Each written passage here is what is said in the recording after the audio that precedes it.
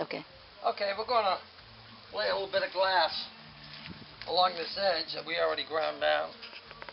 And there's nothing special about it. It's just some 3 layers, 1.5 ounce mat. Very simple.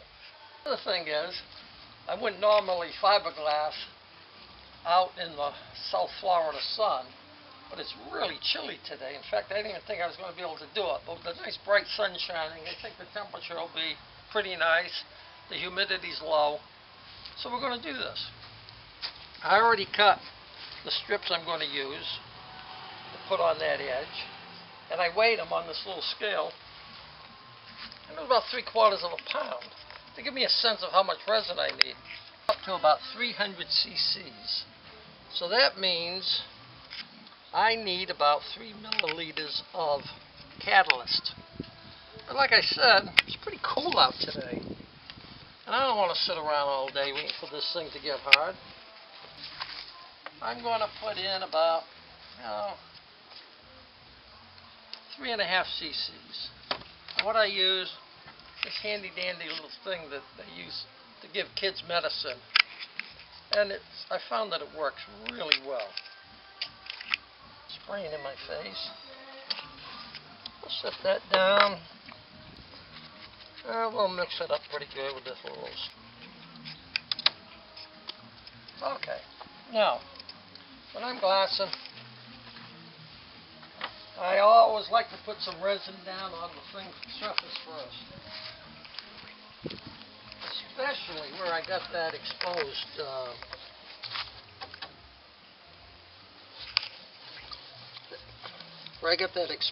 balsa wood.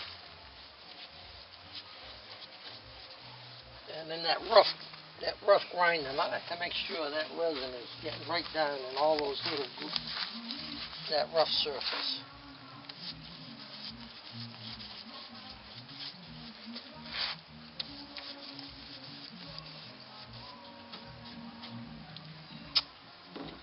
Okay.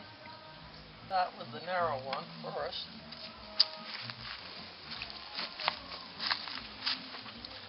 And we're going to hold it back about 1 inch from that edge. I always like to tear the end of the mat a little bit. And that way, when I put the next piece up against it, it'll make like a nice scarf joint. It'll be all nice and smooth, the way I like it. And the other thing I do, I always put resin between every ply.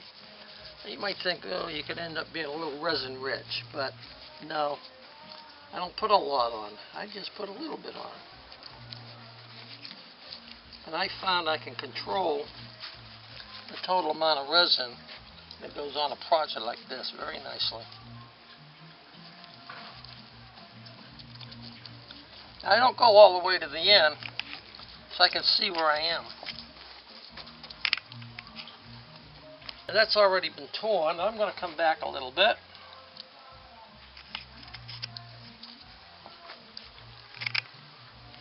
Because even though it's a scarf joint, I still don't want those joints all the way.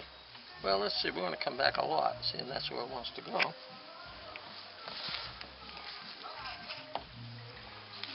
I know you could put down several plies and dump a bunch of resin on top, and eventually you'd get it all worked in, but that's not how I do it.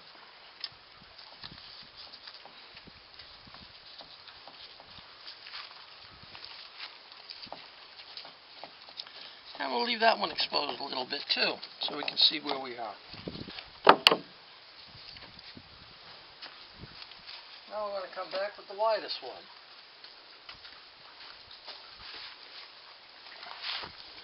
And that'll go right up to that edge that we ground down, and we'll tear that off. Okay. Oh, that's looking good. As it turned out, it used just about 300 cc's of resin.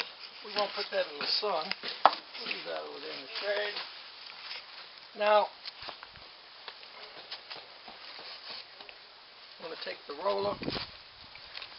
One thing I forgot before I do that, I like to have some nice clean acetone in a container. Now we're going to roll this down. Get all that air out. And oh my goodness, look how sweet that goes into that edge that we ground down with that grinding disc we already discussed.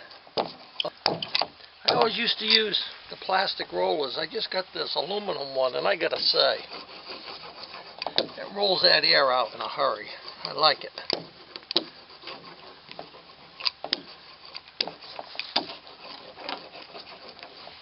God, I'm so excited about that little angled edge on the balsa. It just goes down so easy. It's not bubbling and buckling or doing anything bad. I think the 1.5 ounce, 3 layers 1.5 ounce mat was a good choice for this job. Lays down easy. Cover that edge, that balsa wood up real nice. And it'll bulk up this solid area pretty good, because I'm going to be putting screws through, and I don't want that waving in between the screws. So that'll thicken that up a little bit, so I don't think that's going to happen. Now, I'm through rolling, but I always... Oops, what's going on there? Okay, we got that. I always like to give my roller, I like to clean that out every time. Oh.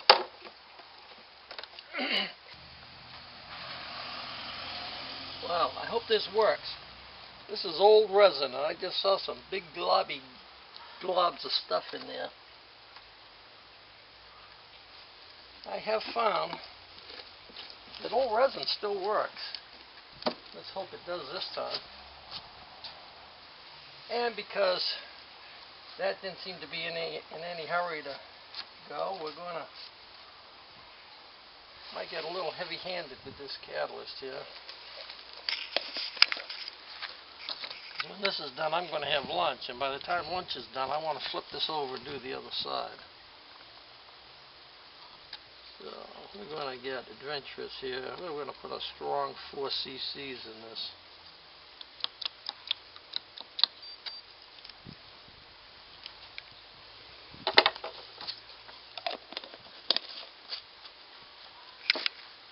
And stir it.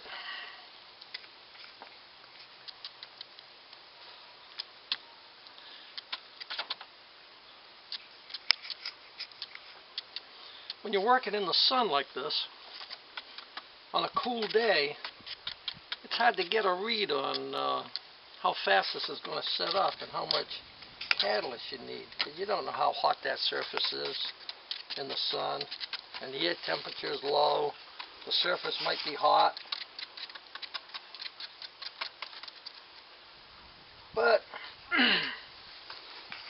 we did what we did, and we're going to go with it.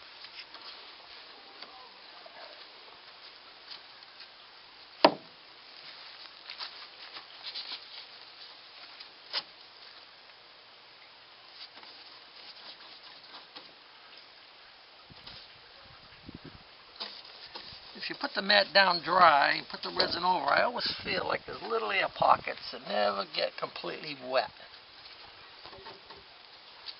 So that's how I do it anyway. Everybody's got their own little technique. I'm going to tear this edge off. So that'll make a nice little scarf joint right there. How about that? It'll be all nice and even. And when it's nice and smooth, it pays dividends later when you're fitting other stuff to it. You don't have to be grinding off big lumps and jumps and bumps. And we're just going to tear that off, so that'll finish off nicely there. Okay, I've done a fair amount of glassing. And I could lay a bunch of resin down in a hurry with a brush. I'm not doing it now. I'm just kind of moseying along here. But if I had a big surface like building a 38-foot trawler, my arm would be going, you'd be like a blur, and that resin would be going down just about as fast as if you had a spray gun putting it down. And it would be all nice and even too. You wouldn't find too many resin-rich areas on my fiberglass work. Oh, it should still be working good since we cleaned it. And now we just finished rolling this down. Now we need more resin.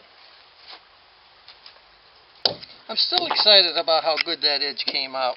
One reason is, when we first started this cabin project, I thought, well, I'd like to use the flange that's already on the edge of the boat. Save me a little bit of work. But to have a damn ugly cabin for the sake of a couple hours of work doesn't make any sense. I got to live with that the rest of the time I own the boat.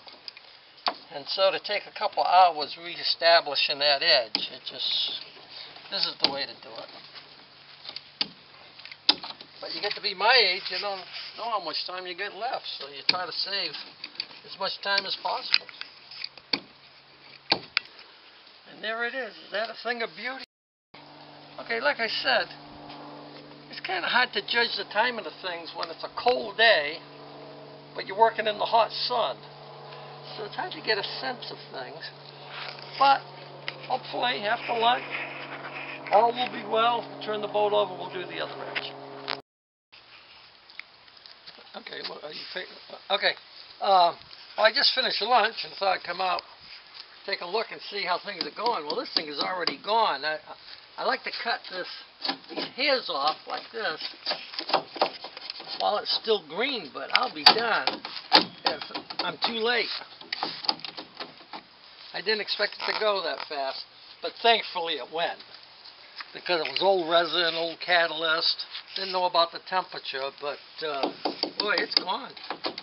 So now I'm ready to do the other side. I can just grind that edge off, not a big deal. But anyway, if you can catch it green, it just makes it easier. Okay, and there you have it.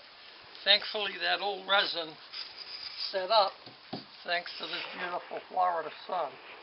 If you lived up where I used to live, there's no way you'd be glassing outside 2 weeks before Christmas.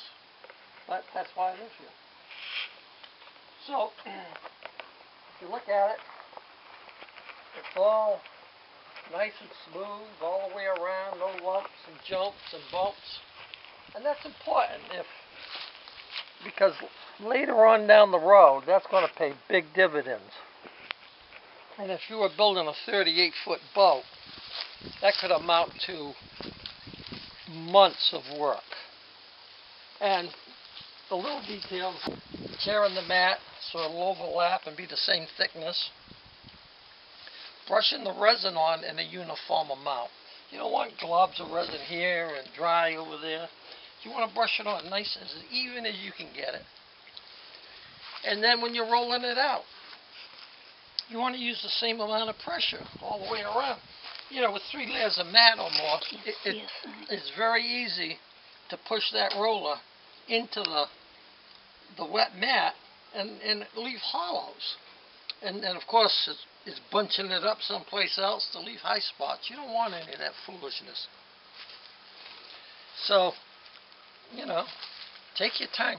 Think about what you're doing, thinking that you want that glass to end up the same thickness everywhere. And like I say, it'll pay big dividends down the road. The next step, you don't have to be messing with bumps and jumps and hollows and all that stuff. So, all we got to do now, hoist it back up on the boat. We're going to scribe approximately an inch. Take an inch off. That'll leave me about 1.5 inches to run my screws through into whatever it is I'm going to screw to on the deck. Pretty simple stuff, really. Take your time, think about what you're doing, and do it. Okay. Okay, and now for a big surprise. After all that work, and just moments away from the steps I have to take to install that cabin, I had a change of heart. And I decided I wanted to try the back end or after end of gumdrop one more time. And so I put it back up there, cut it way down, and I had to cut it down the middle. It took about 5 inches out of the middle, lowered it, made it narrower, and I've decided I like it just fine, and that's the way it's going to be.